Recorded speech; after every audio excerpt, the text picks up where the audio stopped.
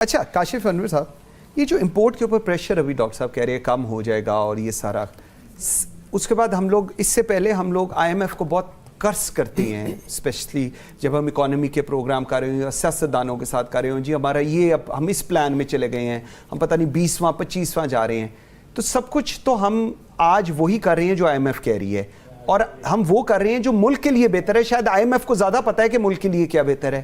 Then what these governments are doing and what they plan, اگر ان کو یہی نہیں پتا چل رہا کہ ملک کے لیے کیا بہتر ہے اور کیا نہیں. دیکھیں آئی ایم ایف وہی کہہ رہا ہے جو ہر پاکستانی کہتا ہے, لیکن اس کے افیکٹس پاکستانی کے اوپر آتے ہیں. آئی ایم ایف یہ کہہ رہا ہے کہ آپ سبسڈیز نہ دیجئے.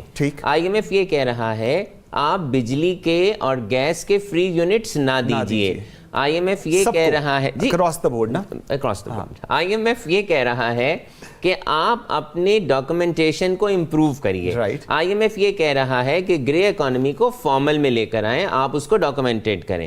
اب ہم بھی یہی چاہتے ہیں, ہم بھی یہی کہہ رہے ہیں کہ جناب ہمارا جو پریشر ہے, اگر آپ کچھ عرصے سے دیکھیں 6-8 مہینے کے اندر کیا ہوا کہ ای او بی آئی کے ریٹس بڑھ گئے. اب یہ میں فارمل اکانومی کو بتا رہا ہوں کہ فارمل اکانومی کس طرح سے پریشان ہے. ای او اے بی کے ریٹس بڑھ گئے, سوشل سیکیورٹی کے ریٹ بڑھ گئے, آپ کا جناب جو ویج ریٹ تھا وہ بڑھ گیا, آپ کی کاسٹ جو ہے یوٹیلیٹی کی پرائسز, بجلی کی قیمت بڑھ گئی, آپ کی گیس کی قیمت بڑھ گئی, انٹرسٹ ریٹ بڑھ گیا, سیلز ٹیکس کا ریٹ بڑھ گیا.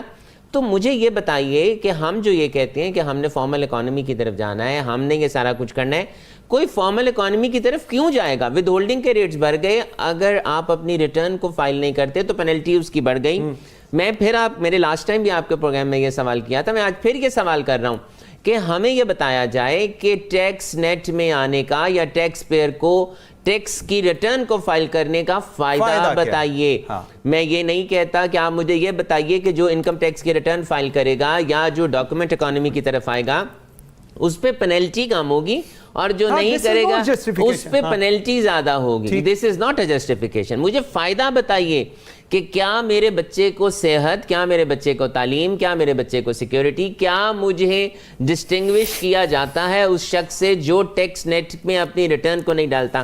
دیکھیں یہ ہماری قومی ذمہ داری ہے, بلکہ اگر میں پریولیج بھی لوں گا کہ ہماری انکم ٹیکس کی ریٹرن کی ڈیٹ بالکل اب 31 اکتوبر آ رہی ہے, تو سب سے ریکویسٹ بھی ہے کہ وہ اپنی ریٹرن کو ضرور سبمٹ کریں. یہ ہماری قومی ذمہ داری ہے اور ہمیں اس قومی ذمہ داری کو نبھانا ہے. ڈیفرینشیٹ کیوں نہیں کیا جا رہا؟ مجھے یہ سمجھائیں.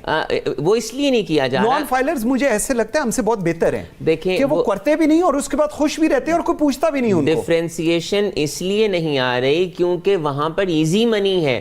اگر یہاں پر فائلر 4-4.5% کی ود ہولڈنگ کراتا ہے تو نان فائلر 10% کی ود ہولڈنگ کراتا ہے.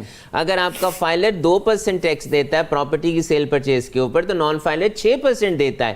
تو سرکار شاید یا جو کنسرن ڈپارٹمنٹس ہیں چونکہ ان ٹارگٹس ان کے بڑھتے جا رہے ہیں, آئی ایم ایف یہ بھی کہتا ہے کہ اپنے ٹارگٹس کو بڑھائیں, تو چونکہ ٹارگٹس کو بڑھانا ہے تو اگر ڈاکومنٹڈ ہو جائے گا تو وہاں پر تو آپ کا ٹیکس کم ہو جائے گا. تو وہ بھی یہی چاہتے ہیں. دیکھیں اگر ہمیں یہ پتا ہے کہ ہمارے ملک کے اندر 70 لاکھ کمرشل میٹر ہیں تو میں نے ان کو رجسٹر نہیں کرانا, یہ واسا نے, لیسکو نے, واپڈا نے اور ایف بی آر نے کرنا ہے کہ انہوں نے اس کو چیک کرنا ہے کہ بھئی کاٹ دینا, ہم نے نہیں کچھ کرنا, سر کاٹ دینا آپ کا قانون ہے. ہم بھی یہ کہتے ہیں, ہم یہ بالکل نہیں کہتے کہ ایسا شخص جو ڈاکومنٹڈ نہیں ہے, جو اپنی انکم ٹیکس کی ریٹرن کو فائل نہیں کرتا, آپ اسے چھوڑ دیں.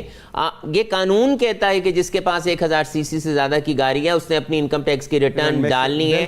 کیا آپ کو نہیں پتا کہ کون کون گاڑی امپورٹ کر رہے ہیں؟ کیا آپ کو نہیں پتا کہ کون کون سی کمپنی یہاں پر مینوفیکچرنگ کر رہی ہے؟ تو اگر آپ نے آنکھیں بند کر رکھی ہیں تو میں کیا کر سکتا ہوں؟